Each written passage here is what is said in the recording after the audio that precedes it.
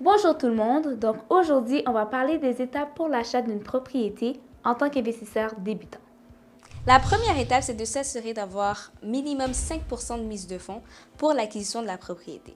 Donc ça va permettre de se positionner en tant que propriétaire occupant et de mettre moins d'argent pour l'acquisition de la propriété. Donc il y a plusieurs différents points. Donc si c'est un duplex, triplex, quadruplex, sixplex, unifamilial, selon l'investissement, le montant de la mise de fonds va varier. Donc, ça, c'est important d'avoir cet argent mis de côté. Et il ne faut pas aussi oublier tous les montants annexes qui viennent lors de l'acquisition de la propriété. On va en parler un petit peu plus tard. La deuxième étape, c'est la cote de crédit. Donc la cote de crédit varie de 0 à 900. Donc assurez-vous de payer à temps votre carte de crédit, votre marge de crédit ou de payer au moins le minimum. Ensuite, dans la même catégorie, il faut diminuer les dettes. Donc, il y a des bonnes dettes, il y a des mauvaises dettes. La carte de crédit, c'est une mauvaise dette et bien entendu, votre revenu. Donc, si vous travaillez à temps plein et que vous gagnez quand même un très bon salaire, ça va aider à l'acquisition d'un immeuble. Maintenant, passons à la troisième étape. Maintenant que vous avez un bon revenu, vous avez mis de l'argent de côté le maximum que possible, vous avez plus de dettes ou le moins que possible, vous voulez savoir quel est le montant maximum que je peux acheter une maison? Quel est le montant maximum d'achat, en fait? Donc, est-ce que je peux acheter une maison à 1 million, une propriété à 2 millions, à 500 000, 300 000?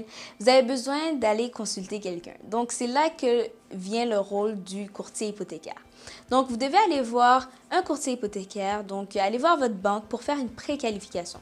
Ils vont comprendre, donc vous envoyez un email, vous appelez, vous demandez une préqualification pour savoir, OK, quel est le montant maximum que je peux acheter une maison pour pas aller magasiner une maison d'1 million alors que votre capacité d'achat, c'est seulement 300 000. Donc, allez voir une banque, demandez une préqualification. Maintenant, vous êtes prêt à aller voir un courtier immobilier. Lui va être en mesure de vous aider, de voir un peu, de vous donner des conseils par rapport à la maison, qu'est-ce qu'il faut regarder, où rechercher, et il va pouvoir être vos yeux sur le terrain. Donc, vous allez peut-être regarder un peu sur Centris, pas trop savoir quoi regarder. Donc, vous devez demander aussi au courtier de vous envoyer un listing. Donc, c'est la fiche détaillée de la propriété. Parce que sur Centris, il y a beaucoup d'informations qui sont disponibles pour vous, mais il y a certaines informations que vous n'avez pas. Donc, le courtier immobilier va pouvoir vous aider. D'ailleurs, on en a dans l'équipe, on a plusieurs courtiers chez Citadel Immo qui vont pouvoir vous aider, vous conseiller selon vos besoins et selon le but que vous voulez atteindre. Donc, vous avez contacté votre courtier, on vous a trouvé une maison, il faut faire ses calculs. Donc, en fait, tout ce qui est revenu dépenses, on sait que c'est très mélangeant pour certains. Donc, si vous êtes intéressé à avoir notre fichier Excel, vous pouvez laisser un commentaire, on va vous l'envoyer là très bientôt. Ensuite, après avoir fait tous ces calculs, trouver la maison et tout ça, vous allez envoyer la maison, donc le listing que le courtier immobilier vous a envoyé, vous allez l'envoyer au courtier hypothécaire pour savoir est-ce que cette bâtisse va être finançable, à combien la banque est prête à financer cette bâtisse, combien de mise de fonds vous avez réellement besoin, parce que souvent, lorsque vous achetez une propriété, surtout lorsque c'est en tant qu'investissement, le courtier hypothécaire va prendre en compte les revenus de la bâtisse. Donc, des fois, il y a des bâtisses qui ne sont pas très bien louées, donc ça requiert une plus grosse mise de fonds. Donc, tout ce jargon-là, le courtier hypothécaire va pouvoir vous aider là-dessus. Il va vous donner des conseils, il va vous dire, OK, cette bâtisse-là, la valeur économique de cette bâtisse est de temps, donc c'est assez, c'est pas assez. Vous devez mettre 20%, 30% de mise de fonds. Donc, il faut vraiment contacter un courtier hypothécaire pour vous dire si, même si que vous êtes propriétaire occupant de cette bâtisse et que vous allez l'utiliser en tant qu'investissement, est-ce que vous avez besoin de plus de mise de fonds? Donc, tout ça, c'est une conversation que vous devez avoir avec votre courtier hypothécaire qui va pouvoir vous aider à vous donner vraiment l'heure juste en fonction de leur recherche avec la banque parce que chaque banque est différente. Et si vous allez voir une banque directement, eux, ils vont vous dire leur politique. Mais d'habitude, selon la valeur économique, ça va affecter la mise de fonds que vous allez devoir mettre.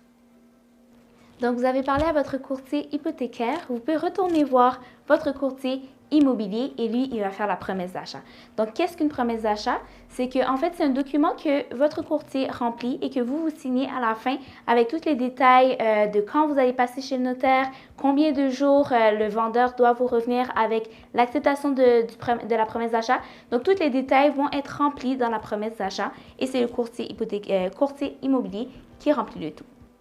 Vous avez rempli la promesse d'achat. Le courtier va envoyer la promesse d'achat au courtier qui vend la maison. Eux, ils vont réfléchir, voir si le prix est correct, si ils sont d'accord. Donc, eux, ils peuvent venir avec une contre-proposition. Ils peuvent accepter la promesse d'achat ou ils peuvent aussi la refuser. Donc, le vendeur a peut-être reçu plusieurs promesses d'achat. Il doit faire son choix. Si vous avez fait un prix et vous pouvez même envoyer une bonification pour bonifier votre offre. Donc, il y a plusieurs tactiques que vous pouvez prendre. Donc, tout ça, ça va être expliqué par le courtier immobilier avec lequel vous faites affaire pour être sûr que vous puissiez avoir la maison. Votre promesse d'achat a enfin été acceptée. Donc là, c'est l'inspection. Où trouver un inspecteur? Votre courtier immobilier, votre courtier hypothécaire peut vous donner une référence. Ils connaissent des gens dans le domaine. Donc, qu'est-ce qu'un inspecteur? Donc, un inspecteur, qu'est-ce qu'il va faire? Il va vraiment inspecter la bâtisse, le toit, la fondation, vraiment les fenêtres. La personne ressource va vous donner un document détaillé avec tout ce qui est, qu'est-ce qui est pas super bien dans la maison, qu'est-ce qui est à regarder, les tests environnementaux, est-ce que la fondation là est correcte? Est-ce que c'est un achat, il va pas vous dire si c'est un bon achat ou pas, mais il va vous mettre en détail qu'est-ce qui est bien, qu'est-ce qui est amélioré dans la bâtisse.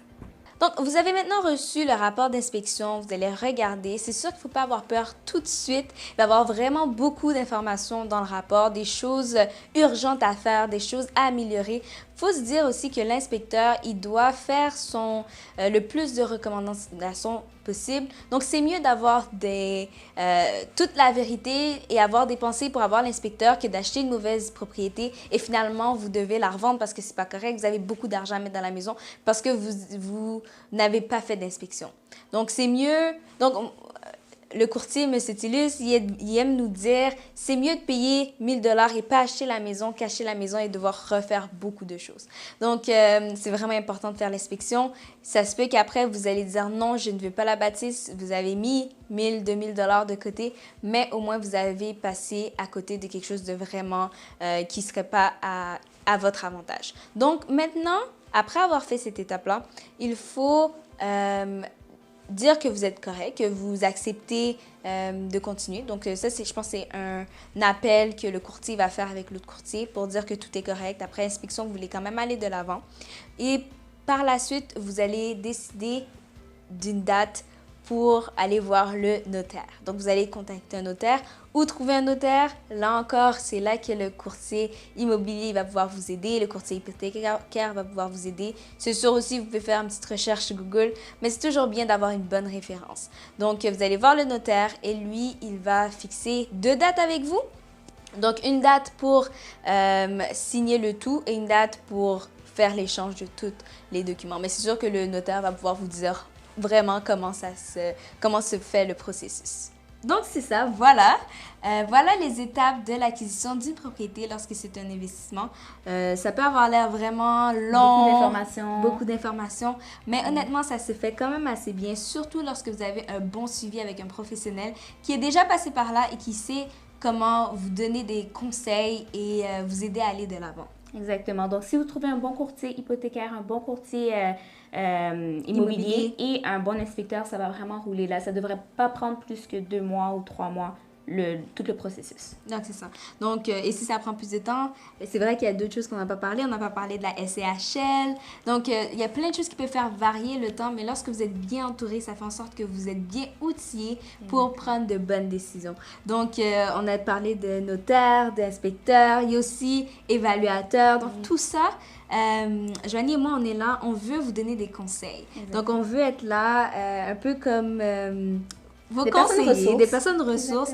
Où vous pouvez nous envoyer des questions, vous pouvez écrire, dans les commentaires toutes des idées de vidéos que vous aimeriez recevoir comme conseil. Donc, nous, on est associés avec l'agence Juste des mots. Exact. Donc, on est là pour vous aider à trouver un courtier, vous aider à trouver des notaires, des inspecteurs, tout ça. Donc, assurez-vous de vous abonner à notre chaîne pour ne rien manquer et qu'on puisse continuer à vous conseiller. Exactement. Donc, on va voir d'autres vidéos à venir. Donc, abonnez-vous et laissez vos commentaires en bas là, sans problème. Au revoir. À la prochaine.